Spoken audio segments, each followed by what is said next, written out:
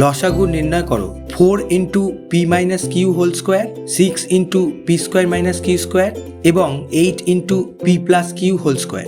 প্রত্যেকটা রাশিমালাকে ভেঙে নিতে হবে এবং কমন এবং আনকমনগুলো নিয়ে আমরা গুণ করলেই লসাগু পেয়ে যাব। ধাপে ধাপে সেটাই দেখানো হলো। ভালো লাগলে প্লিজ লাইক দেবেন আর চ্যানেলটাকে প্লিজ সাবস্ক্রাইব করবেন।